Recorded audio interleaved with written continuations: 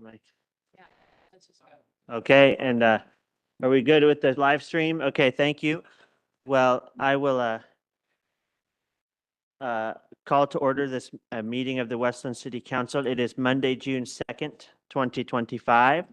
And the first item is to approve the agenda. And we're going to remove the Budget Committee portion of the meeting because we were very efficient with our time last week and finished the budget process at the Budget Committee level. And now it'll come to City Council later this month. So, Council President, please.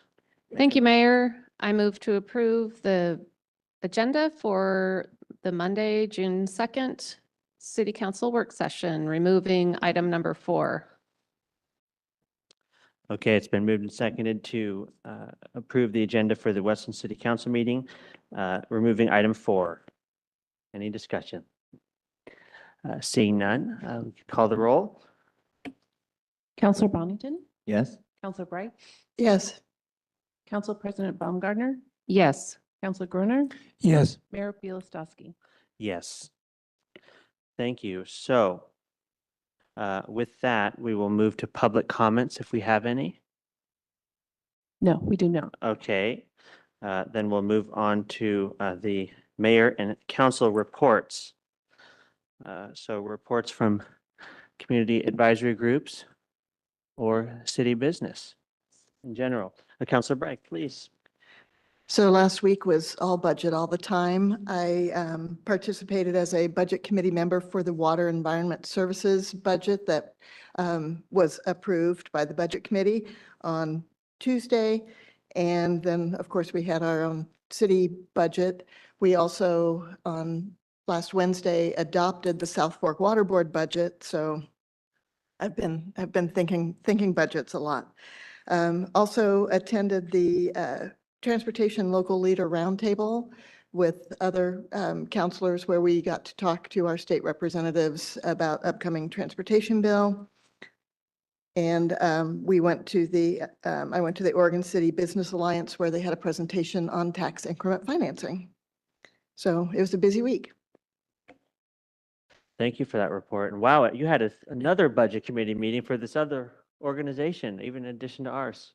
Busy week for you. Go ahead, please, Council Thank you. President. Thank you, Mayor. Yes, my husband was at the end of the week, he said, wow, I haven't even seen you all week. So we had a lot of evening meetings. I was also in attendance for some, but not all of the budget, not the West, but the city budget and South Fork Water Board budget meetings, Councilor Bright referred to, and attended in Salem the very interesting Clackamas County leaders, elected leaders, transportation roundtable about the current package in Salem. So we'll keep a watch on what happens next. And let's see, I had a couple of meetings that I couldn't attend because I had meetings at the same time. So I missed the CCI Community for Citizen Involvement and Willamette Falls Locks Authority this month, but I'll get them next month.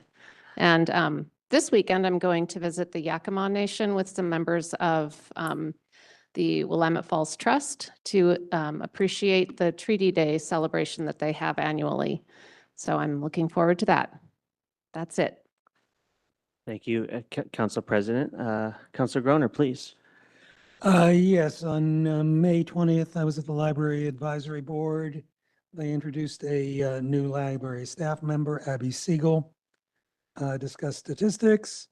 There's going to be a Holly Grace Jones Endowment Scholarship for Westland pupil and potential project. And that's about it. Thank you. Councilor Bonington, anything to? Everyone Report? covered everything already that I went to. Yes. Yeah. Thank you. I also attended the Transportation Roundtable, and it'll be very interesting to see if there even will be a package. And we hope that they'll get a package together to fund ODOT so that the cities can keep their 50, 30, 20 split of the state transportation revenue. The only thing I'd add to my report, in addition to everybody else, is I attended a nice coffee meeting at Station 58 in Bolton with the Tualatin Valley Fire and Rescue folks. And I was just talking to Captain Esparza from Station 55. Some folks are here from that station today about getting over there for a barbecue or lunch one of these days soon. So I want to thank our partners at Tualatin Valley Fire and Rescue for all that you do for our city. And we look forward to hearing from some of you later in this agenda. In just a short minute, we're going to move to proclamations now, and then we'll go to the state of the district. The first one is a National Gun Violence Awareness proclamation read by Councilor Groner. And would folks from Moms Demand Action like to speak during this, after he reads the proclamation? Okay. Councilor Groner, please. Thank you. Whereas every day more than 120 Americans are killed by gun violence and more than 200 are shot and wounded, with an average of more than 18,000 gun homicides every year.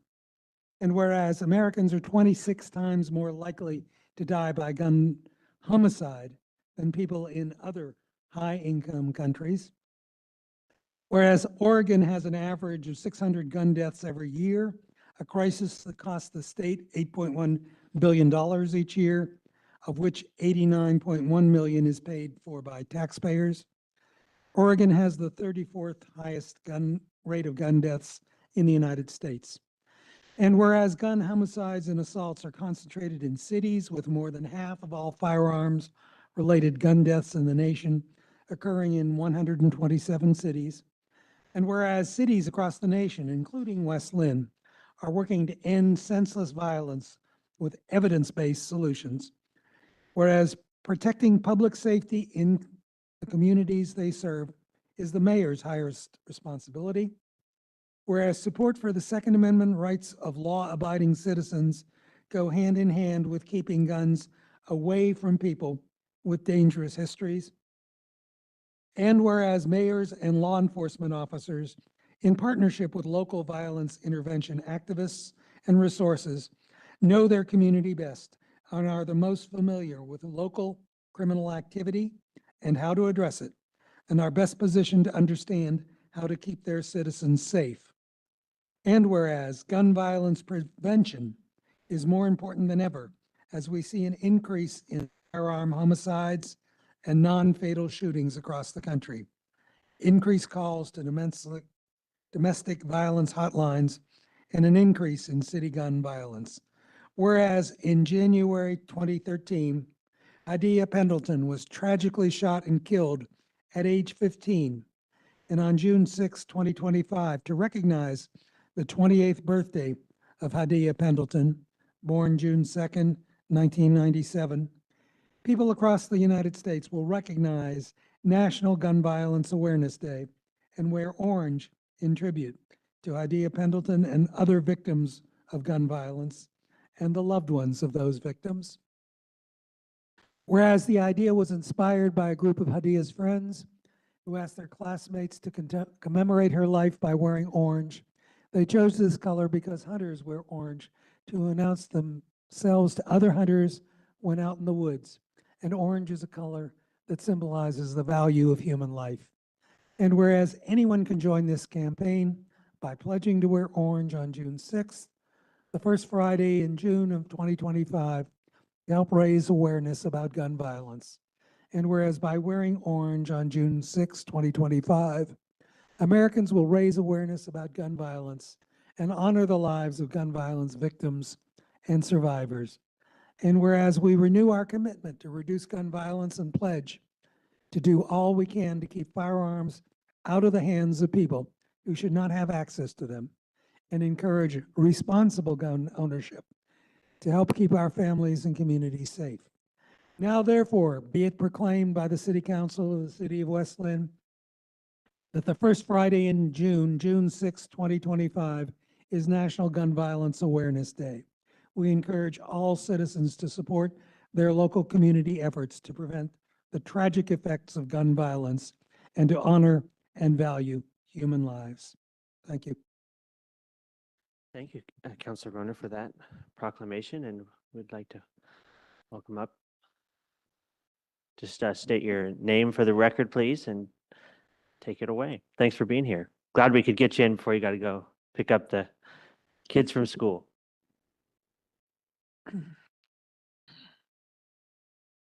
My name is Carla Pemberton, for the record. Can everyone hear me okay?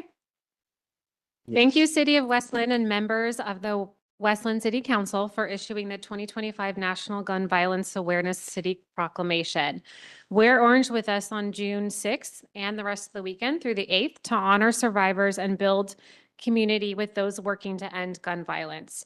Again, my name is Carla Pemberton. I am a volunteer with Moms Demand Action. I'm also a local mother. Our organization believes gun violence is a public health issue, and we are committed to doing what it takes to keep families safe in our community. It starts with each of us working together to solve this crisis. Wear Orange was created in 2015 by the family of 15-year-old Hydea Pendleton, as we formerly said, who was killed in 2013 by gun violence in Chicago. Once again, we want to unite in our call to end gun violence as we come together for Wear Orange in 2025, remembering all the lives that have been taken too soon. Nearly 48,000 people die each year by firearms. Approximately 85,000 people are shot and wounded. 125 people die each day, and over 200 people each day are wounded. We can and we must do better. If you hear one message today, let it be that gun violence is and can be preventable. We do not have to live this way or die this way. We should all be able to go to a grocery store, a nightclub, a movie theater, a place of worship, college campus, our place of work, or our children's school without the fear of being shot. Join me to raise awareness of gun violence prevention by wearing orange in June to honor the victims and survivors of gun violence. Thank you. Thank you. Thank you for being here and bringing this to us every year, and we're happy to partner however we can with you and your organization. Any other comments on that? Okay. Well, we have two more proclamations. I will read the National Pollinator Week proclamation. Whereas pollinator species, such as thousands species of bees, are essential partners in producing much of our food supply, and whereas pollinator species provide significant environmental benefits that are necessary for maintaining health, biodiverse urban and suburban ecosystems, and whereas pollination plays a vital role for the trees and plants of our community, enhancing our quality of life and creating recreational economic development opportunities. And whereas for decades, the city of Westland has managed urban landscapes and public lands that include many parks and greenways, as well as wildlife habitats. And whereas the city of Westland provides recommendations to developers and residents regarding landscaping, to promote wise conservation stewardship, including the protection of pollinators and maintenance of their habitats. And now, therefore, be it proclaimed by the City Council of the City of West Lynn that the month of June is Pollinator Month, and June 16th through 22nd, 2025 is National Pollinator Week, and the City of West Lynn is proudly a Bee City, USA. And we urge all citizens to recognize this observance and help protect our pollinators. And with that, I don't know where that bee stuffed animal was, but it used to be up. Oh, it's back there. She's got it. Please come up. I know that bee means it's Bee Pollinator Week, Pollinator Month. So please, thank you for all you do for our parks.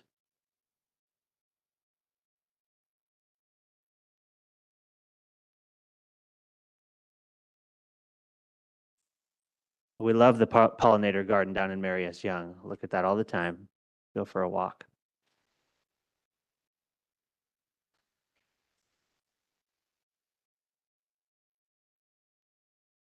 Okay, I'm Tara Lincoln, Recreation Supervisor, Parks and Recreation. Thank you for your continued support for Bee City USA. Just want to invite everybody down to we're celebrating the end of Pollinator Week, Friday, June 20th, down at Mary's Young Park at the Pollinator Garden area.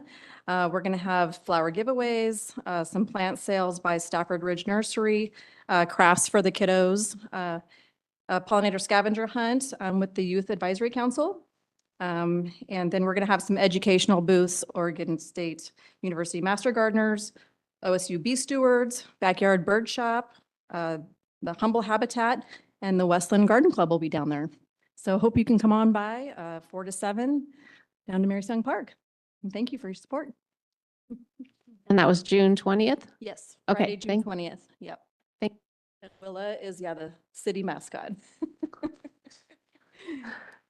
Nice poster. I'll be there. And thank you, Megan, as well, for all you do for the parks. in our city. Council President Baumgartner, read our final proclamation for Juneteenth. Thank you, Mayor. Whereas President Abraham Lincoln signed the Emancipation Proclamation on January 1st, 1863, formally abolishing slavery in the United States of America. And whereas word about the signing of the Emancipation Proclamation was delayed some 2.5 years to June 19th, 1865, in reaching authorities and African Americans in the South and Southwestern United States. And whereas Emancipation Day observations are held on different days in different states in the South and Southwest and in parts of the nation. And whereas June 19th is Juneteenth, combining the words June and 19th, and has been celebrated as one of the oldest known commemorations of the ending of slavery in the United States, and also focuses on promoting and cultivating knowledge and appreciation of African American history and culture. And whereas in 1997, the United States Congress passed Senate Joint Resolution 11 and House Resolution 56, officially recognizing Juneteenth Independence Day. And whereas the city of West Lynn will observe June 19th each year as part, Juneteenth each year as part of our commitment to anti-racism and social justice, encouraging a day of recognition, reflection, education, and celebration. Now therefore, be it proclaimed by the City Council of the City of West Lynn to recognize June 19th as Juneteenth in West Lynn and to encourage all community members to join in this observance. Dated this 2nd day of June, 2025. Thank you. Thank you, Council President, Councilor Groner, for the proclamations today. With that, we'll move to the next agenda item and welcome up Chief Patrick Fail from Tualatin Valley Fire and Rescue for the State of the District presentation. And I know from the Community Academy that the state of the district is strong.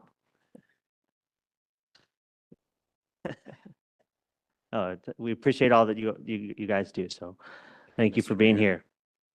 Mr. Mayor, members of the council, my name is Patrick Fail. I'm Deputy Chief for Tualatin Valley Fire and Rescue, and I have some special guests here in the room today that I'd like to introduce. Captain Gennaro Esparza, if you could just raise your hand. Engineer Ty Donahue, Engineer Malik Morris, Firefighter Kevin Kale, and Public Affairs Officer Jacob Fuhrer.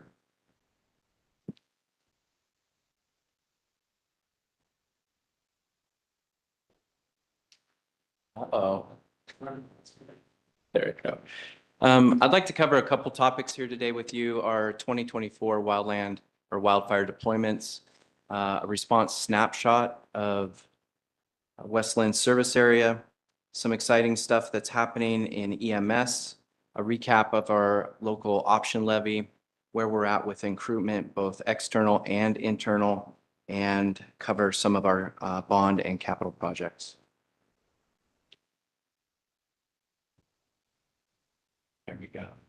2024 was an unprecedented year for fire on the landscape in the state of Oregon. Record-setting 1.9 million acres burned.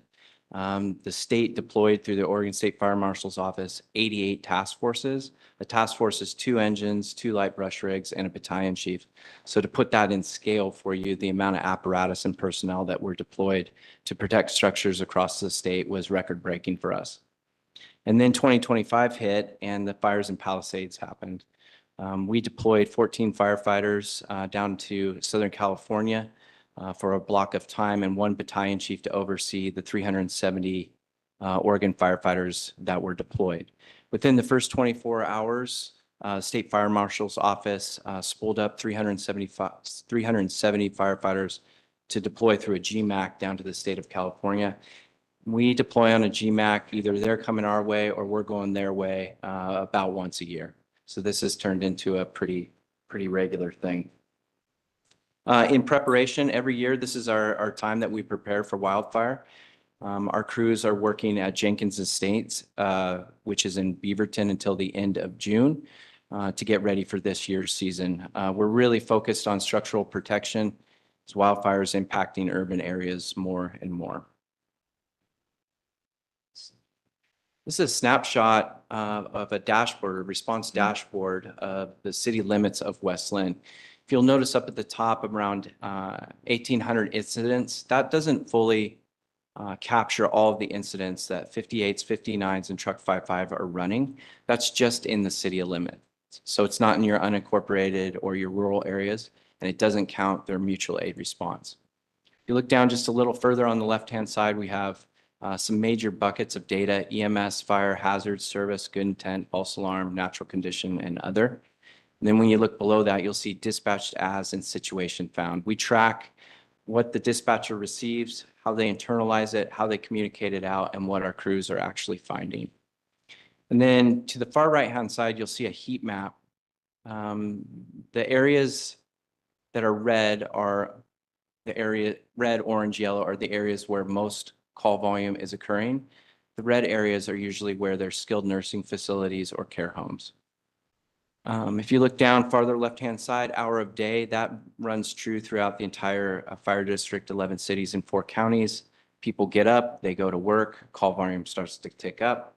They come home, they go to bed, call volume starts to drop off. When you look at days of the week, it looks like you should stay, it looks like 16%. You should stay away from West Lynn on a Thursday. The rest of the days are okay. But that tracks. That's pretty normal that they're all around the same percentage of call volume regardless of day. And then a slight increase in call volume from 2020 to 2024 that we're tracking. And I'll talk a little bit later about what we're doing to mitigate some of that call volume, especially through EMS response. And we have Truck 55 in today because they won the contest of the most responses in 2024. And so after this, I owe them ice cream.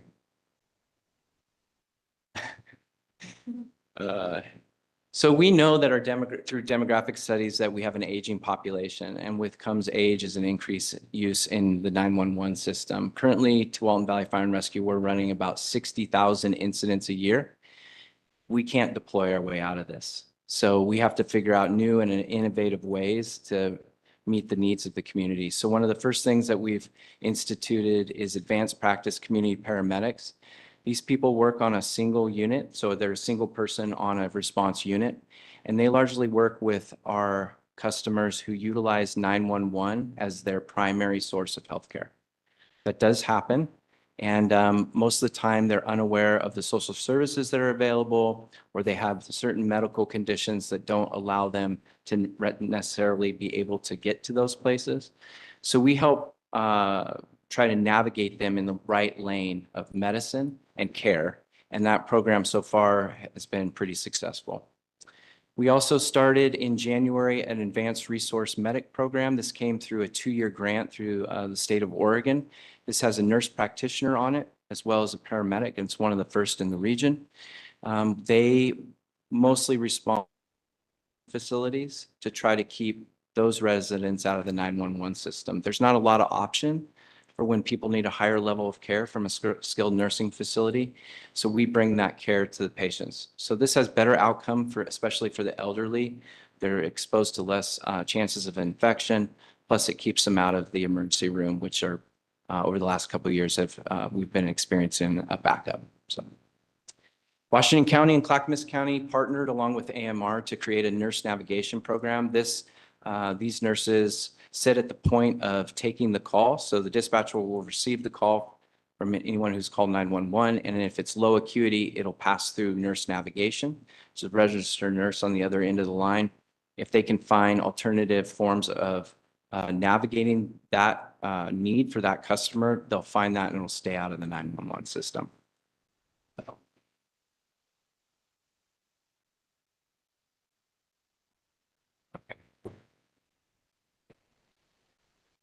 Quick update on our local option levy. In May 2024, voters approved a 5-year levy that allows for hiring of 36 additional firefighters and paramedics over the next 5 years. That came in at 24 cents per thousand, higher than our previous 45 cents per thousand levied rate. We're hopeful that this will carry us over a 10-year period. We'll have to go back for a renewal in 5 years, but we're hopeful that it'll carry us a full 10. So currently, as we sit today, the total tax rate is $210 for Walton Valley Fire and Rescue. That'll go up to $234 July 1. Recruitment. You might have seen this in the news, but policing agencies and fire agencies around the nation have struggled to recruit new members into their organizations. I have to admit that we are really lucky. We haven't seen any decrease in quality of our candidates. We have seen some decrease in numbers, but our testing process has also changed. So we're not sure if it's completely causal, but we're still able to recruit great people, and our recruiting efforts have increased over the last couple of years. We continue to strengthen partnerships with local high schools and community college health careers programs. We've had a super successful Portland Metro Fire Camp, which is for young women 20 and younger that are interested in the fire service, and we've hired quite a few folks out of that pool of people. We have really paid attention to our social media. We've asked all of our candidates coming through what attracted you to TVF&R, and a common answer for them is your social media presence and how you highlight the culture. So we have been really focused in those areas on our social media platform. And that work has, I don't know, quadrupled for Tualatin Valley Fire and Rescue over the last several years. We were pretty non-existent on social media prior. With that comes also the need to prepare the future leaders of TVF&R. So we've instituted lieutenant development programs, apparatus operator development programs, captain development programs, and in the works, a battalion chief development program. These programs are usually several months long. They're pretty exhaustive as far as what they instruct towards the position. And they really help people prepare to sit in that seat as they develop within the organization. Our bond and capital projects, our bond was approved by voters in 2021 to make improvements throughout the district. And the stations that I'm going to highlight certainly need some improvement. They're not seismically upgraded, and they certainly wouldn't stand in a Cascadia event. But Station 35 along 99, you might have passed through there. It's kind of a pretty famous station. Lots of people go by it, and they have a message board that people often look forward to see what's on the message board. But lots of work has happened there. They're getting ready to move into a new temporary station on site, and then a full tear down and rebuild of Station 35 will occur. Same with Station 20 in downtown Newburgh. That'll be a full tear down, and crews should be in there in about 1.5 to 2 years. And then we're adding a third station in Newburgh, Station 22, to help augment the rural area. Our training center is in really big need of a rebuild. I know Mr. Mayor and Council President, you all saw it. It's aging, and it needs to be rebuilt. So we're hopeful to start on that within the year. Just a note of interest. 5 years ago, our stations cost $8 to $9 million. Today, they cost $14 to $15 million. So the bond that was passed in 2021, even those numbers are not probably going to get us to where we need to go in projected projects.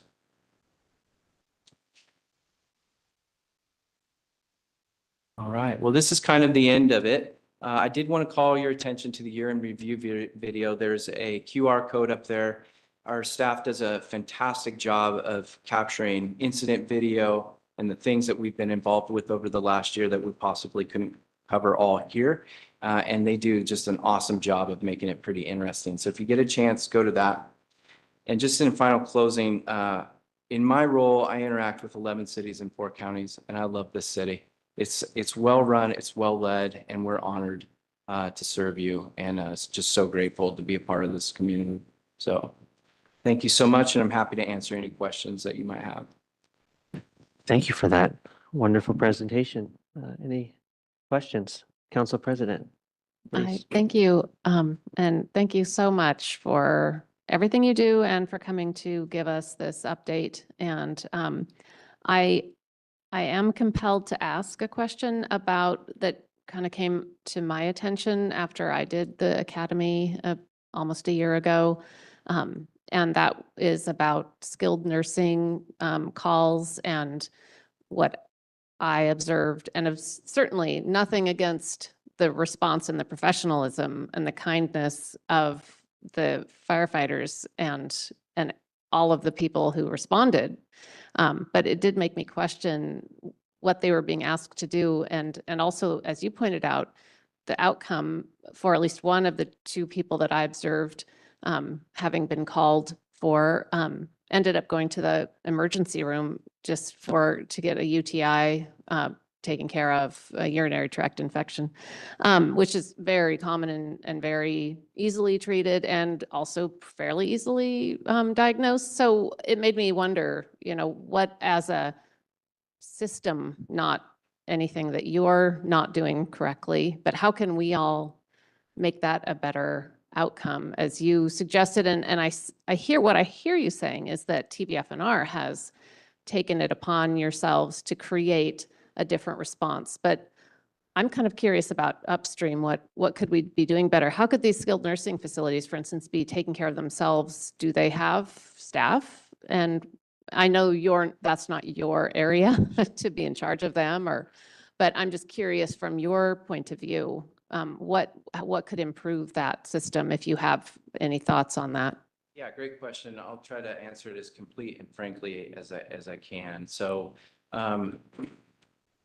it's not uncommon for us to respond to these facilities for low acuity calls. One of the problems that happens when we respond to those low acuity calls, such as a UTI, is our assets are not available for higher acuity calls, such as structure fires, cardiac arrest, vehicle entrapments, things of those nature. So we have a vested interest to make sure that are heavy on those calls with regularity. Now, this is a large healthcare system problem that I possibly couldn't fully articulate today and probably wouldn't have full transparency or accuracy with it. But I will say this, that we do see turnover of staff about every 6 months. In fact, we track all skilled nursing facilities within 11 cities and 4 counties to know when that turnover is occurring.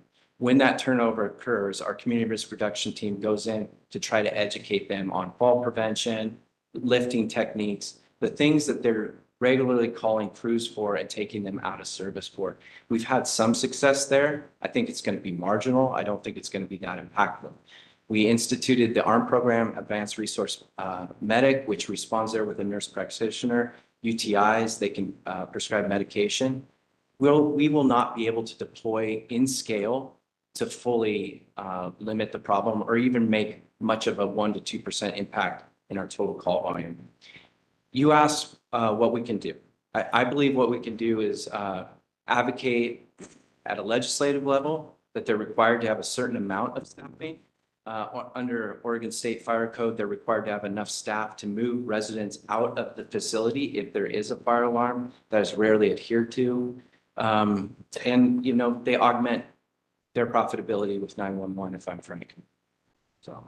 Yes. Okay. Well, I appreciate that perspective. And that's kind of the conclusion that I came to. And again, neither you or I are the expert in their field, but I would support any kind of conversation about, of course, it's a better outcome for everyone, including specifically the person who's, instead of having to go to the emergency room and the exposures and the cost burden and additional really unnecessary outfall is prevented if there were a requirement for on-site medical. That's kind of what the conclusion I came to. But so it obviously became something that I thought about a lot. So thank you for humoring me. Yourself in any of those meetings, let me know. I'll go. Okay. Go. It's a deal. I would just add on to that if you hear of any legislative concepts or bills down in Salem from TVF&R, the firefighters union on this topic, let us know. Yeah. Happy to try to help. We sure will. In the years past, there's been a couple, but that's a strong lobbying force through skilled nursing facilities. So none to date have really been successful. So I've thought about trying to regulate it at a city level, but then it would just be piecemeal throughout the entire, if one city does it, then what about all the other facilities? So it's kind of a thing that would probably be best off as a statewide study that fix. we watch closely is what the city of McMinnville ordinance that happened a couple of years ago, how hard that was fought through lobbyists. And ultimately, I think it was a good concept. It just, they didn't have the ability to sustain that fight. So Interesting. Any other questions or comments for the chief? Thank you. Thank you so much. Well, thank you. And thanks, obviously, Jacob and folks from Station 55. Thanks for being here. Look forward to chatting with you all soon. And any comments from Mr. Williams? That? No, we're just proud to work in the community alongside these folks. So it's always great to see the presentation and interact with you guys outside of this room as well. So we'll see you around town. And obviously, there's strong partnership between the police department and the fire district as well, which Chief Fail highlighted at the meritorious award ceremony with where one of our own got an award for performing CPR and on a call, beat the fire department there just by a second, and then was joined by the fire department and saved the life of a 2-year-old, which was amazing. And we highlighted that earlier on with the life-saving award, but good partnership there as well with our law enforcement and fire department. So thank you for that. And we're ready to move on, moving quickly in the agenda to the waterfront update. Ready to move on. And all of our guests that have been here so far, you're welcome to stay and hear about the waterfront, but we won't be offended if you need to take a call. So I'd like to introduce Planning Manager Darren Wise. Darren's been before you many times on a variety of topics in recent months. Today, a continued update on the waterfront project, which really is starting to reach a turning point, and Darren's going to be talking about adoption processes, among other things. So Darren, thanks for joining us today, and the entire rest of the agenda is yours if you want it. All right, thank you, Mr. Williams. All right, so I've got a short presentation today, just bring everybody up to speed on where we're at in the waterfront project. In your packet, you had an agenda bill that explained some of the information I'll be going over, some survey results from the survey that was conducted December of last year and January of this year, and then links to the vision plan, its appendices, those survey results, and a policy regulatory recommendations memo. So we're here today because we're pretty excited that we're getting to the point after years of engagement, getting to the point where we're ready to bring the vision plan forward for final engagement, and then ultimately bring before the Planning Commission and Council for hopefully adoption by the end of the calendar year.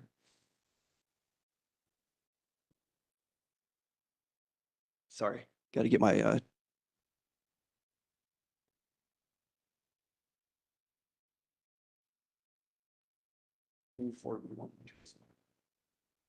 Thank you. So I'm just going to give a quick overview again of all of the engagement that has been done on the waterfront project and the outcomes of that engagement, and then the next steps to where we're going. So we began engagement on the waterfront project way back in 2016. I spent about 3.5 years doing open houses, working with the property owners and the stakeholders, and the results of all of that work were guiding principles for the project. We split the project into 3 planning districts because they were each unique with their own access issues, natural resource issues, and felt it was easier to manage the project in 3 districts. Resulted in preferred transportation improvements, specifically down around the historic City Hall area with the proposed new roundabout and then realignment of the street through the mill property. That was adopted into the Willamette Falls Drive concept plan in 2021. And then there were preferred land uses that were identified as part of that engagement in 2016 through 2019. So the guiding principles I mentioned are reinvestment opportunities, transportation improvements, river access, and historic character. In all of the work we've done on the waterfront project, we always point back to those 4 guiding principles to ensure that what we're proposing is aligned with those principles that the community agreed with us way back in 2016, 2017 to guide the process.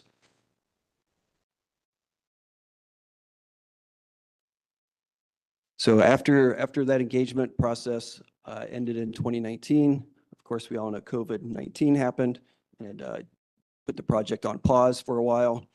The project was reinvigorated about 2022 when council provided us funding to hire a consultant team.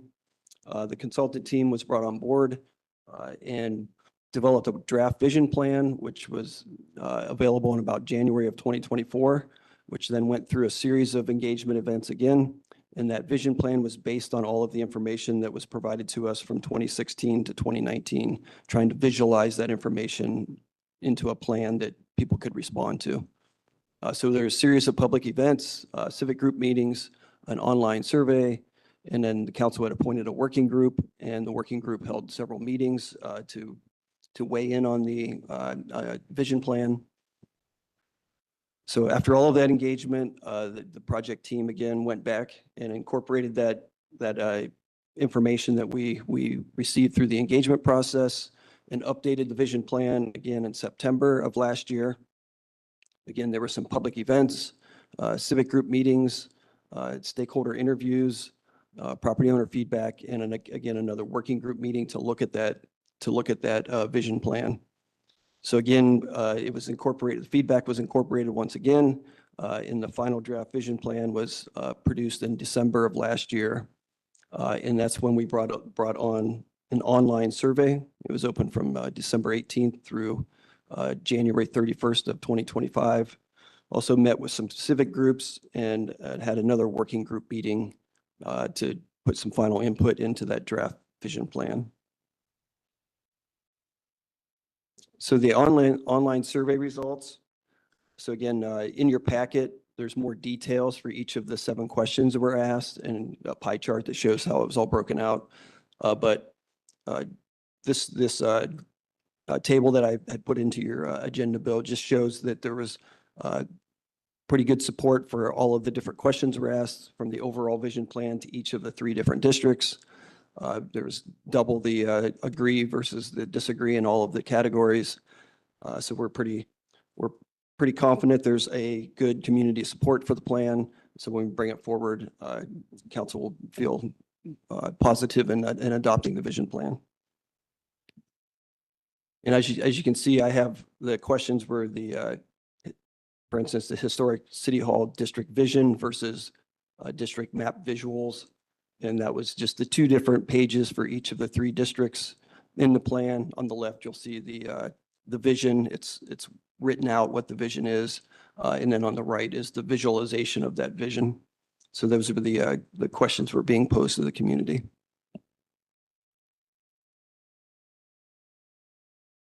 So we are now at the point where we are making final edits to the document to make sure that all the language is consistent throughout, and capitalization and commas and grammar and all of that kind of good stuff.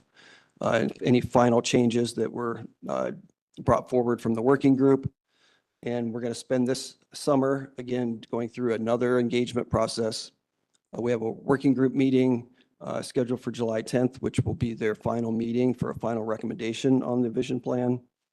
We have 2 open houses scheduled, July 24th at the Adult Community Center, July 31st at the Library Community Room. I will be down at the Farmers Market, July 23rd and August 13th to talk to anyone who wants to talk about the Waterfront Vision Plan or the project itself. We will be going to the neighborhood associations and civic groups again to give them an update where we're at. And then we will hold some planning commission work sessions through the summer. With all that being said, then we will want to bring it forward for potential adoption. So we tentatively scheduled a planning commission public hearing September 17th, city council work sessions in October, and then tentatively scheduled for bring forward before council in a public hearing on November 10th for adoption. So we are not going to adopt it legislatively. We'll just adopt it by resolution to set the vision. And then the next steps will be then to start looking at zoning code, design standards, any additional transportation system plan amendments that we would need to do to make sure that all of the different trails and access points and transportation issues are contained in that plan. So again, we're super excited. I've spent many years on this project. So hoping this is getting very near the finish line and we can get a vision plan set and then start working toward actual implementation of that plan. All right, that was just a quick review of your agenda, Bill. So if you have any questions of me, feel free. Thanks for the presentation and I think this city council will get something done with the waterfront pretty soon. Very exciting. And I'm just reviewing the plan and the technical memo about the regulatory recommendations. I was doing that while you were talking. Any opening comments? I guess one question just to kick off the discussion is, do you feel like there's some policy questions that you'll need the city council to answer in a similar format to like the Vision 43 project, or how do you see the adoption phase going? Yeah, so not at this time. Any policy questions for council? This is setting the vision. So as long as everyone can agree upon what the vision is, then when we come back for the zoning code and design standards, that's when we'll really get into the nitty gritty of height of buildings, mass of buildings, all of those kind of questions that are being proposed to you with the Vision 43 project. And then with regard to the zoning, is that going to be part of this? Like, is new zoning code going to be part of the adoption phase of the vision plan, or does that come like during a later implementation phase? Yes, that will be the implementation phase. Okay. The vision plan has identified what types of zoning should be in the different districts. And then we'll actually set the exact zoning and the rules under that zoning as part of the implementation. It's very exciting. I mean, this is why all of us really wanted to be on city council, I think, to talk about the waterfront plan, and just exciting to look at and see the potential. Councilor Groner, please, and then we'll go. I want to allow everybody to make a comment, so. Oh, okay. Well, thank you for the presentation. I did notice in the statistics, there seems to be a little more resistance in the pond area. Do you want to clarify why you think that is and what can be done about it? Yeah, the pond district is pretty complex. It's got a lot of wetlands and natural resources and creeks and streams that run through there, the floodplain, habitat conservation areas. So yeah, it's got a lot more complexity to it compared to like the historic city hall district, which is already, has development there. So yeah, there's a strong representation for environmental preservation down in the district. So I think that's where a lot of it comes from. There are properties that are available for development down there. Again, they're going to have to do their due diligence on the natural resource rules that are in place with the city, but they're available and they're zoned for development. So I think that's where the tension in that district is coming from.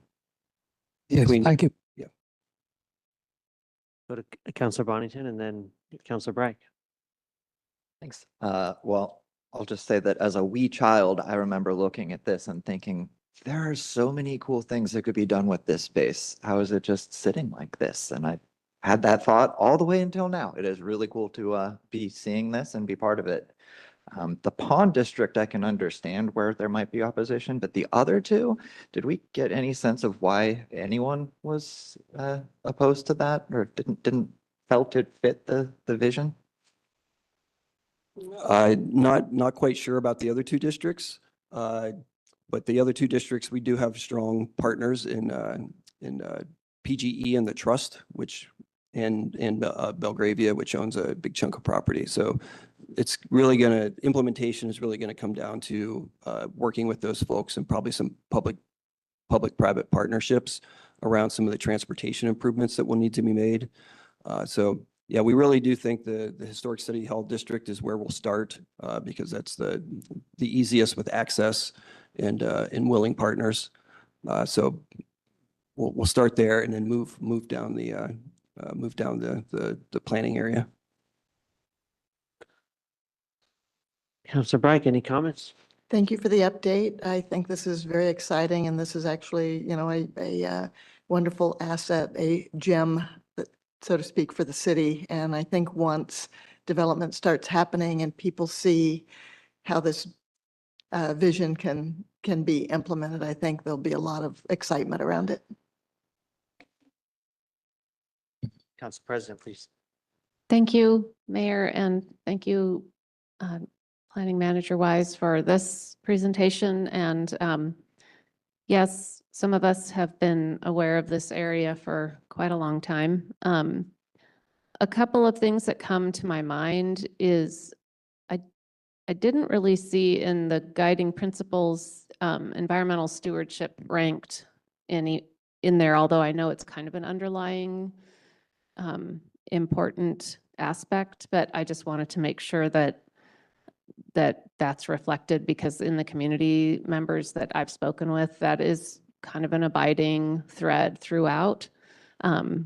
And I'm not saying that you don't prioritize it. I just want to make sure to say that for the record. And also, I wonder about, partly because of some of the studying I've been doing about Indigenous presence on especially this particular stretch of the riverbank, to call it one thing. If we have any duty to fulfill requirements of protecting and preserving and even learning about what presence there may have been and where habitation may have happened. I know that the site where I understand there was specific and documented presence has pretty much been covered over by the activities of PGE and also the mill and Belgravia's property. But I just wanted to highlight that if we can do some kind of diligence on that. I don't know if we'd contact the State Historic Preservation SHPO or some other entity to find out archaeological historical information. I just anecdotally talking to people who grew up in Westland and talked about spending a lot of time just adventuring around finding artifacts, that makes me think that we have a responsibility. So I just wanted to say that too. But thank you for all this work you're doing, and I'm excited about the project.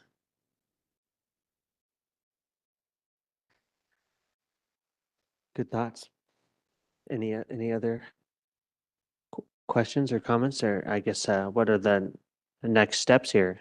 And on the, when I was looking at the technical memo, one question that comes to mind is related to like the zoning. It seems to be that's going to be the key to the future of any sort of redevelopment when we're talking about, I mean, maybe environmental type zones for the pond district, but then the mixed use zone for the City Hall district, and the other, what's the other name of the middle one there? The Cultural Heritage District. I wonder, do we have a plan, like a plan for that, for implementation? Like, do we need some funding for that, or how will we get to that stage? Maybe I'm getting a little ahead of myself, but that seems to be the big driver. Yes, so the zoning will be key in what the permitted uses in the zone are. In that regulatory memo, they do recommend looking at implementing a natural resource zone or a public zone. Currently, the city doesn't have a natural resource zone or a public use zone. So that's something we could look at as part of this project and then use it as a model for the rest of the city moving forward. Yeah, implementation, there is some money in the budget for implementation, but there's also grant funding available that we can go after. So yeah, we'll definitely go for grant funding to see if we can get funded to use the general fund monies for other things. Cool. I know Councilor Christine Lewis from Metro always says, go for a 2040 grant, because she wants to help us get one of those. This could be one of the areas Yes, where that's a grant that would be right in line with this project. So anyway, anything else? So this will be going through some more, another phase of public review, and then going to the Planning Commission over the summer? That is correct. We'll do engagement over the summer, get it to the Planning Commission in, I believe, scheduled for July and August for review before we bring it to them for a public hearing in September. Sounds good. Council President, one more question. Thank you. And the other area that concerns me highly is, of course, the settling ponds. And I know that there's potentially a housing development of some kind proposed, or at least in initial concept stages still, for the proximity of the Blue Heron Pond, formerly Blue Heron Pond. So I'm wondering if the city has a role in making sure that that is a safe resource to be building houses next to in its current state, and what kind of support or direction might be needed from city council to request that or direct that to be looked into. How do you feel about that? So the area that you're referring to is along Fifth Avenue, and it's zoned for residential use. There is the wetland down the slope in the floodplain, and then the required buffer. So if any proposal does come forward, they would have to meet all of the conditions of the development code, including floodplain ordinance, water resource area, the habitat conservation areas, and then the density of the zoning itself. So yeah, there's stops in place in the development code that there are the hurdles that they'll have to jump over to propose development along that area. Okay, that's good to know. Mostly I'm wondering, I'm glad that there's resource protections for the wetland. I'm just concerned, I guess, about the disposition of the pond, the settling pond itself, and the potential, is what's in it contained adequately as it's intended to be doing? And how do we determine that responsibly? And do we need to do more than we're doing? I would say we would need to coordinate with Department of Environmental Quality and the property owner to see what kind of studies if they've done any studies on the property itself. Yeah, so I can look into that, reach out to DEQ and the property owner and see where they're at in that process. Thank you. As I understand it, there isn't a requirement, for instance, to clean it up before constructing as still proposed housing development. We don't know what is proposed, but there is a proposed housing development, but there's no requirement to clean up the pond first before construction on homes is started, if I understand correctly. Yeah, they're separate properties. So again, I'll reach out to DEQ and get you an answer from. Thank you. on that. Yep. John, you look like you might have had some thoughts a minute ago, but. No, just cogitating on that. I think it's an interesting area of exploration. As we know, there were some studies done on the safety of the materials in that pond, but it's been a number of years now, and conditions may well have changed. So I think it's a great idea to be talking to DEQ about what they would recommend moving forward. We'll definitely take note of that. Thank you. Anything else on the waterfront project? It's heading in the right direction. I'm very excited about it. Look forward to the adoption stage later this fall and the round of final public engagement over the next coming months. Thank you. All right. Thank you for your time.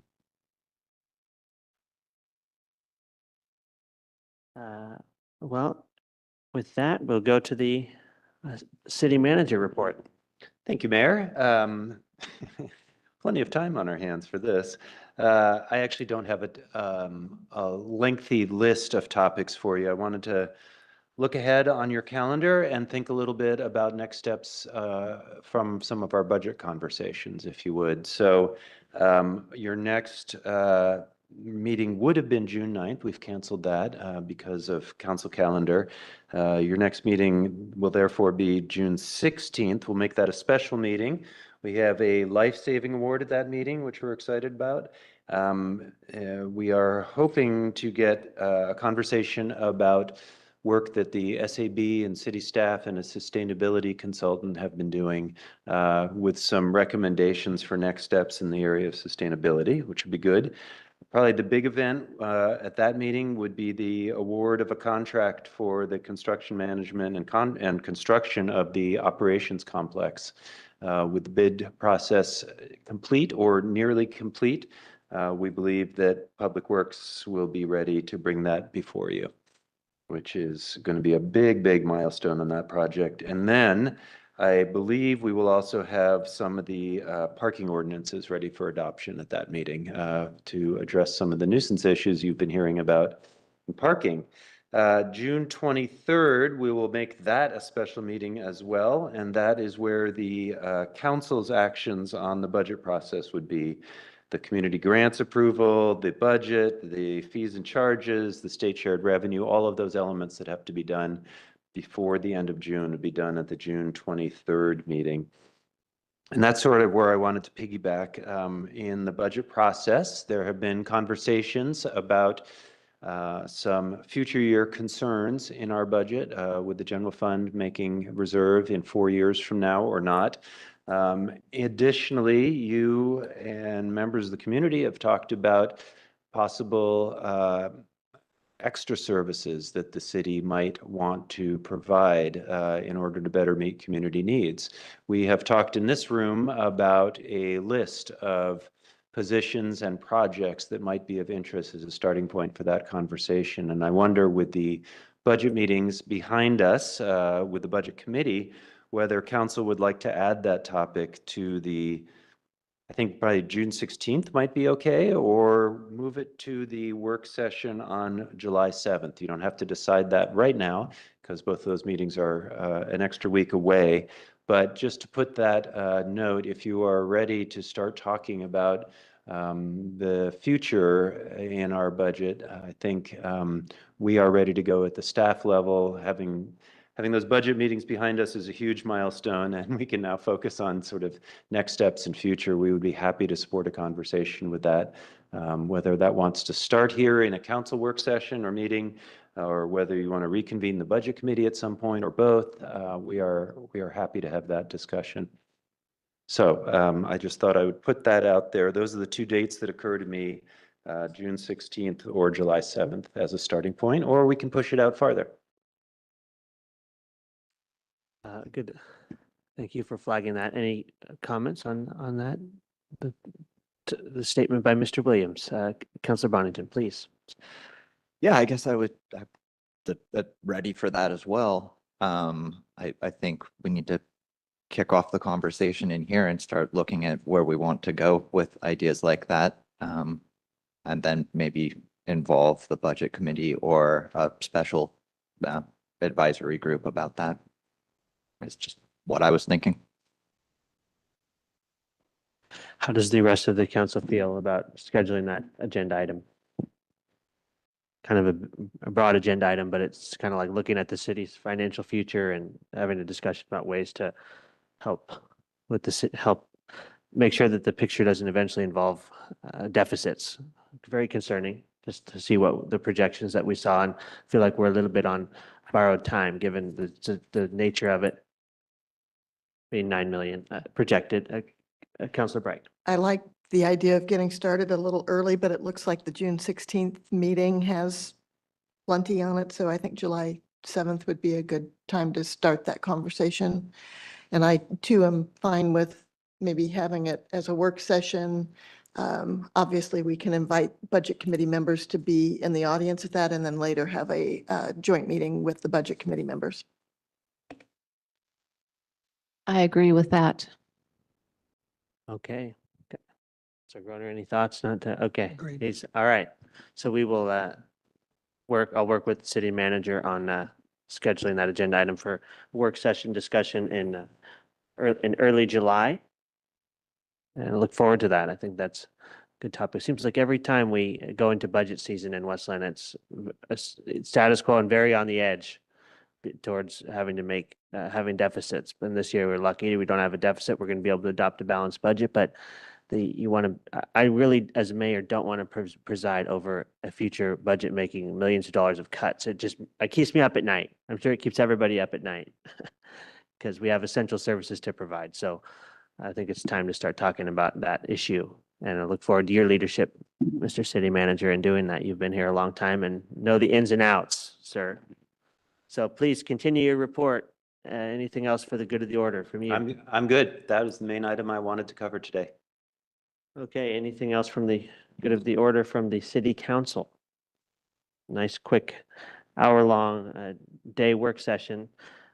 I guess I will just throw out there that I am going to be starting law school in the fall at Lewis and Clark, so I'll still be around the city and still be staying on as mayor, but my schedule I'm just thinking on the fly, my schedule may change a little bit, so I might not be able to do, for example, a meeting at 1 o'clock on a Monday, depending on if I have a class at that time, which is looking like I probably will. So, and then there's also the question to discuss with all of you about our meeting date. We've talked in the past about Mondays.